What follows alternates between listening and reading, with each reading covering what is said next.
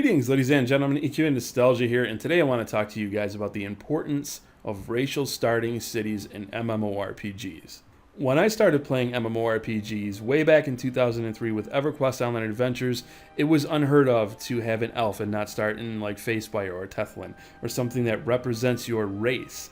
Nowadays, developers just kind of rope everybody into either one starting area, which is horrible, or they'll have two or three. Now, I can understand why they do this, and I'm going to get into that a little bit later in the video, but I want to talk about why this is so important first. Now, when I first made a Dark Elf and I started in Neriak, I was really lost. I just couldn't find my way where I was going. Once I found my way around, it became my home. As I ventured out and went to other areas, it became more my home, and every time I returned to my home, I felt that sense of belonging, that sense of identity with my character, and it represented my character. Dark Elves are evil.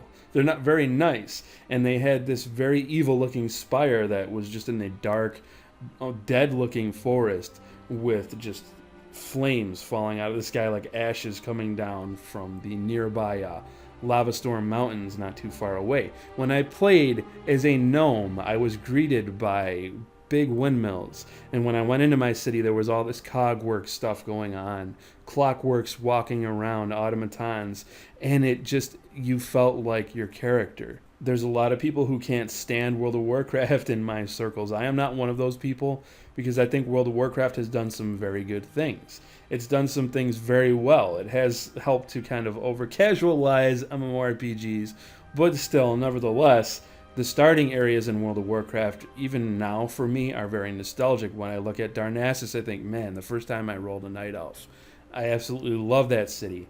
When I think of Ironforge and all of those different areas, I have that sense of belonging. I know that's where my character hails from, and that's an awesome feeling. And one of the most nostalgic feelings that I have towards EQOA, it's been shut down, by the way, in case you didn't know, since 2012. It had a 9-year run on the PlayStation 2, but it was shut down. And when I think about all the areas that had the most impact on me, it's the starting areas. Because I kind of was an altaholic. I had to make one of everything. I had to try everything, at least up to like level 20 or 30. So just identifying with all of those different areas is something that was really fun for me to do. Now, I've never been huge on role-playing, but I do tend to role-play, especially if I'm playing a dwarf or an ogre or orc or troll or something like that, because I find those roles to be very fun to role-play as. This is not anything I do over the headset, though I have seen people do that in the Elder Scrolls Online, and it had me rolling. But if you roleplay, and there are a considerable amount of people that do roleplay, it gives you that much more to build off of. Now, on the flip side, if a game population starts to dwindle, or the majority of that population is no longer part of the beginning experience, it can really suck starting in one of these areas. And that at that point, they really need to have some sort of way to funnel people to where the mass population is. And that's something that they did, I believe, with EverQuest Online Adventures after I left, because I couldn't even imagine starting in Neriak with nobody around. You wouldn't be able to get anywhere. You would just die left and right, and you'd probably rage quit. Unless you had a friend who could help you out, or you spoke up on the forums to get somebody to help you. I mean, in that game, you didn't teleport anywhere until you went there first and signed the ledger from the coach. So you couldn't just teleport to the most popular city. It would look like the game is dead, first of all. And it would be viciously brutal trying to travel by yourself without invisibility spells if you didn't happen to have a class that could employ those methods. So I can see why developers chose to kind of abandon this, but at the same time, I think it's a mistake. I think it's very important to have these things, but as the game starts to slow down, maybe just have a teleporter somewhere in the city where it's readily available and easy to see, so that can bring you where people are.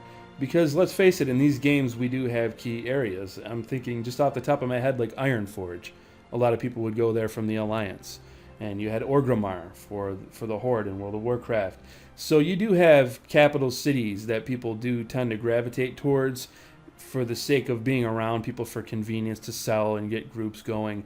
And, you know, now that we have the ability to just queue up for a group, that was not around when I started EQOA. You had to shout for a group. It's not really as important to have people huddled together, but still, it's nice, and people do tend to gravitate towards one area, one or two areas. I believe even the original EverQuest from 1999, they have a place called Crescent Reach now, and I think there might be one other place. But that funnels all the newbies together so that you can get a party relatively easy and you don't have to worry too much about getting your ass handed to you and leaving. So there are pros and cons to both systems, and yes, it's easier for developers to just completely abandon that altogether and have like one starting area, but this is a mistake. It makes your world feel smaller, and like I said, it doesn't give you that character identity. Now, there are MMOs that'll tell a story for your specific race as you're starting out. World of Warcraft, I thought, was very good at doing this. They'll tell you what's going on and how things happened. I loved what the Ghalneans, when you could see how they turned into werewolves and how everything happened. And it happened in their specific zone, with their specific atmosphere, and it very much you felt that gothic vibe, and you got that sense of character development. Now, if the Ghalneans just started in Stormwind or something like that, how would that feel? How would you feel about that? You would not have the same kind of a connection. And I think it's important for not just feeling that that bond with your character, but also establishing that character's story, that race's story.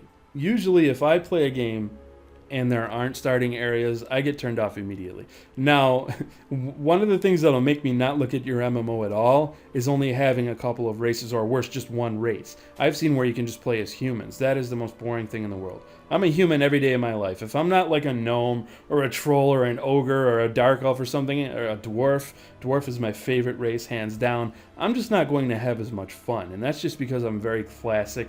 And I think it comes down to how you started. When you first started MMORPGs, what was available to you, because you're always going to have a bias towards that. At this point, I want to pose a question for you guys. What was your first MMORPG? Were there multiple races? Is that something that matters to you? Do you care about racial starting areas at all? Let me know down in the comment section below. If you guys enjoyed this video, please remember to rate it thumbs up. If you're new here, I ask that you please subscribe. I thank you all for watching, and I look forward to seeing you all in my next video.